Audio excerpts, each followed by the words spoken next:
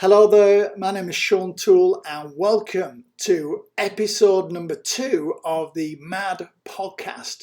Now, this is the place where successful entrepreneurs share their experience of mergers, acquisitions and deals. And in this episode, Canadian entrepreneur Daniel Kepka, a multiple business owner, shares his experience of acquiring his first deal using a business broker. Now, he's got a couple of case studies to share with us. I hope you find it really interesting. It is fascinating. And don't forget to subscribe below, hit that bell, and you'll get the immediate notification of when the next videos are released. Enjoy the interview. Hi everyone, it's Sean here and welcome to this next episode of the MAD podcast. And with me today, I have business owner Daniel Kepka. Hello, Daniel. Hey Sean, how you doing? I'm doing great. How are you doing? Great, can be better. Super. Well, thank you for joining me today.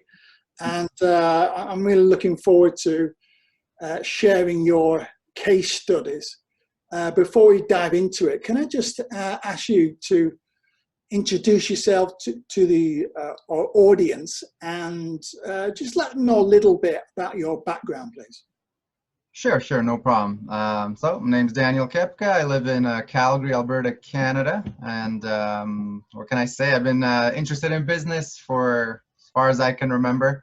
I think my first business started when I was 19, and it was like a speed dating business that I just started with a friend here and there, and then it just grew from there to another business and another, and a lot of stumbles along the way, but over time got better at it, and then I moved. That was all in Winnipeg, Canada, and then I moved to Calgary, kind of did it even more and more, and then just started my own businesses from like startups from zero to what they are now, and then over time I thought it's probably smarter to buy businesses and do it that way instead of building them and from zero. And then Harbor Club that started too, and then I took that and got a couple deals under my belt, and then we're here. Fantastic. That sounds great. I love the speed dating business. That was it was ridiculous. Yeah, I don't know what I was thinking, but it was fun. It was really fun. Learned a lot. Yeah. Okay, so and then you did your first deal. Can you tell me how you kind of sourced that, how that came about? So that one, that was an electrical contracting company in Calgary here. That one I found through a broker, actually. I haven't had much luck with brokers before that and since. I think it was just a one-off that I don't know if the brokers are the best way to source deals, but it did work out. Fell into my lap, so through a broker was the main way of finding it. Okay, and what were they looking for, the business owners? How were they? What was the deal itself? How was it structured? Sure. So the business owner was was doing well 3 or so years before I showed up at his door. But it wasn't doing as well, or it wasn't doing very well actually at all at the point that I got there. So he was looking for someone to buy it. He wanted just to get rid of it because of course it wasn't doing very well. So what happened is that after many talks with him, and we figured that he didn't want to get rid of it really, but he was his back was against the wall and he kind of didn't know what to do anymore at this point. So I pitched him that I'll take over, a majority share of it. And I'll help him kind of get out of where he is and get him back on track. And I did that for like $1. So for $1, I took a good chunk of the company, controlling interest. And then we were off to the races at that point, and started doing whatever financial engineering I could do, whatever else to fix the company and clean it up. I mean, that's fantastic. $1 down. Yeah. Mistake. I mean, it does happen. A lot of people joke that it doesn't, but it does. It is real. You can do it. Yeah, people think it's a unicorn thing, or it doesn't. It's a fairy tale, but it does actually happen. It does happen. Yeah. I almost feel like he wanted some help and support from an experienced entrepreneur. Oh yeah, for sure. Like I don't think he knew what he wanted. He was kind of getting to the point of I just want to sell it, get rid of it. He was panicking, but yeah, he definitely needed. Like he was really good at the electrical part of it, but he wasn't a good business owner. Like he was doing a lot of things just really poorly, and you could tell because everything was falling off a cliff pretty quickly. And he needed someone like me there, someone experienced in business that knows what they're doing, that understands how to read a balance statement, like simple stuff like that. He had no idea what's going on half the time. So That's incredible, isn't it? yeah, That it's nuts. you would think he would be an experienced business owner, but a lot of people just, I think they have a trade and become business owners, but they don't necessarily have someone who's shown them how to do this stuff, right? Yeah, and I've seen that a lot, Sean, like a lot. I've talked to, I don't even know how many business owners at this point. Before this COVID thing, I was having 4 or 5, no, or 8 or 10 coffee meetings a week. I was, jacked up on caffeine like you would not believe. I was having so many coffee meetings. But over and over again, it's the same kind of thing keeps happening. Really, really good at whatever, a trade or making widgets, but really, really bad at, the business side, which is a really, like half the business is that probably, if not more, is knowing that stuff. So I started seeing that more and more and more. So what I'm curious about is this was an electrical contractor, right? Now, what That's experience right. did you have of that sector? Zero. Zero. Absolutely none. I know there's electricians. I've seen electrical work done. I've screwed in light bulbs, definitely. So, but I had none.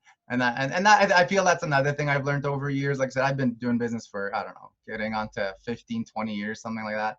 I feel like 80% is the same across all businesses. They need the same cash flow problems. They have the same, accounts receivable issues. They have the same HR problem, human resource problems, and on and on. I feel 10% is very, very nuanced to that business, and the last 10% is nuanced to the industry. That's how I've seen it again and again. So I feel like 80% is the same. So as long as I don't have to know anything about electrical because he did, and his workers did, and the manager did, right? And he also knew about the industry, and I could also figure that out pretty quickly. That's fantastic. And so would you say that having this experience, have you become sector agnostic? I mean, you don't really care what the sector is as long as it's a profitable business, or you can add value?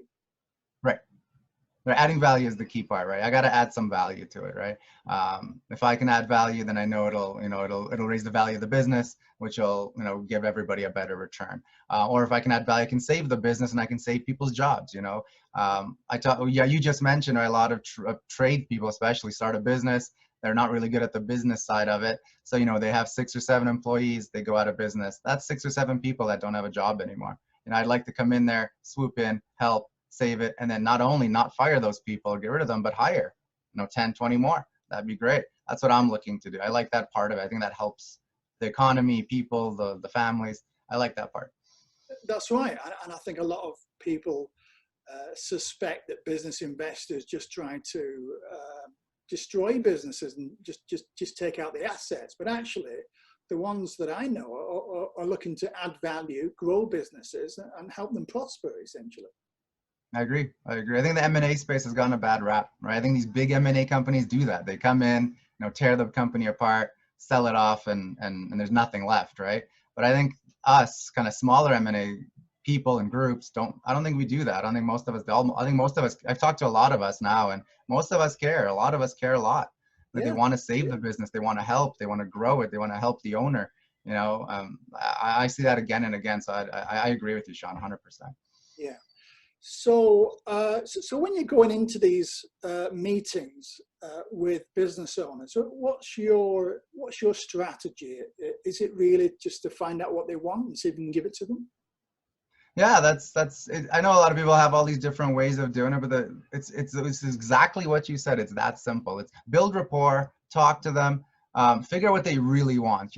Like right off the top, they'll tell you they want $1 million, or they want this or that, something like very concrete, very hard, one thing done. I want this. That's all I want. But if you dig a little bit, talk with them, try to really get to know them, then they'll tell you what they really need. Right. And they usually need, help, or they haven't seen their family in 5 years because they've been working 15-hour days, or they need, help with HR, or they're growing so quickly, they don't know what to do. They're freaking out, or on and on and on. There's always a reason, something more than just either cash or they need this done or this done.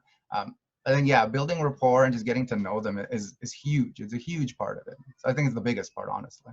Yeah, I agree. I think rapport is the one thing because I mean I've heard of entrepreneurs doing deals in the property sector where they've built so much rapport that that business owner has sold to the entrepreneur at a lesser price because they like them. Yeah, yeah, definitely, 100%. I can see And it. easier too, right? Like it's if you know the owner, if the owner stays to help or whatever, you know, a lot of times when you sell a business, the owner will stay for a year or two, or maybe he'll even keep some equity. You know, you want a good relationship, right? You want him to trust you. You want it a back and forth trust relationship. Then I think the business will grow that much faster. Yeah, absolutely. So you said you had a second case study to share with our audience. Could you tell us about that? Yeah, definitely. So the second one that I did was a roofing company. That one, I went out to see a roofing company, and you know, it had some good parts to it, but I feel like the owner and a few other things weren't the greatest, to be honest. Just the way they were doing things, but they had a few little items here and there, like there's some systems in place, a few key people, and and those were the meat and potatoes, I think, of that company. The rest of it was actually real not great. So went in there, I bought it, but I invoiced out the good parts because I didn't want the company, I didn't want the liability. You know, there are some taxes and issues and things that I didn't want to touch. Yeah, So yeah. so go ahead. Yes, just acknowledging what you're saying.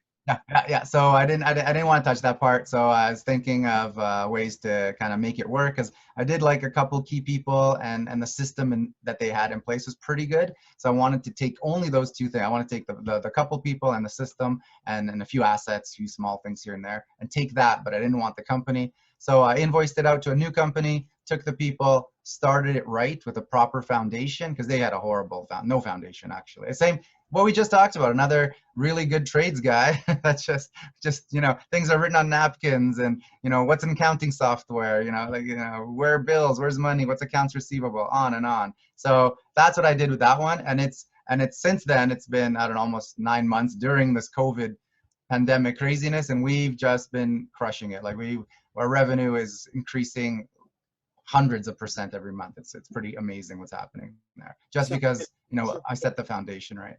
yeah, yeah, it sounds really good. And if you're getting the fundamentals right, that's kind of key. So, It's key. so what would you say your overall strategy is, Daniel? What's the end goal here? Is it to buy and build a group and sell it on at some point? Is that the strategy? Yeah, I'm looking like expanding, making it big enough that you know, that we maybe one day we can either sell it, but like, and I'm looking to bolt on other businesses. I think that's a really good idea. Like roofing's a good example, as in you need bins, garbage bins, trash bins. You need those. They're big, they're huge, they're expensive.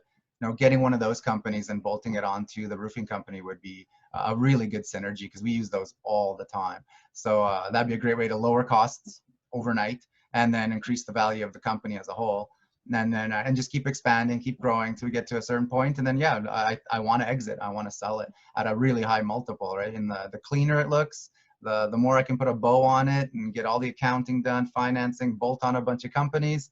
You know, if it looks pretty, somebody will come along and pay a really good chunk of change for it because it'll be, you know, fully autonomous. It'll run itself. The guy will buy and just let it go. Yeah, I love that idea about acquiring businesses that are kind of cross-selling to each other, Oh yeah.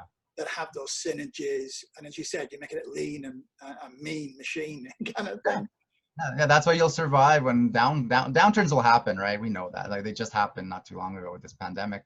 And if you're lean and mean, like you just said, yeah, you'll survive, right? There's just no way. It's those bloated companies that, you know, don't, you know, cut expenses, that don't look at things like that die out over time. Yeah, sure. Yeah, sounds good. So, well, I appreciate you sharing your case studies. What kind of advice would you share with our audience? Maybe those that are trying to get into M&A, or maybe someone that's experienced already. What would you say to those?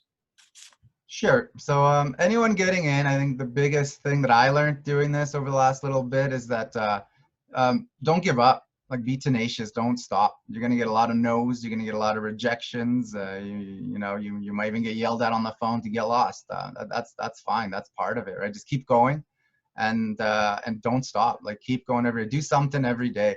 I'm a big fan of that Kaizen method of doing things, and every day do a little bit. You don't have to do a lot. Even 20 minutes a day. Start with that. Just do anything at that point, and eventually hopefully you'll like it. And it'll build to an hour a day, 2, 3, and just keep going. And then the second bit of advice I'd say to anyone, even guys that have been doing it for a while, is always build that rapport.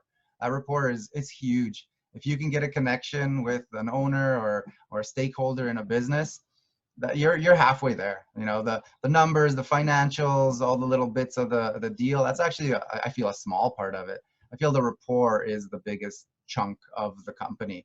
If you can get that going, you're more than halfway there, I believe. Yeah, not to give up. I think that's important, and the rapport. I think those are the two really big takeaways, aren't they, from what you've been sharing today? Yeah, not to give up. The juice is worth the squeeze. That's. And then some. Yeah, and then some. Yeah, it's fun. Yeah, definitely. It is. It's a lot of fun, isn't it? It is. I've been finding, yeah.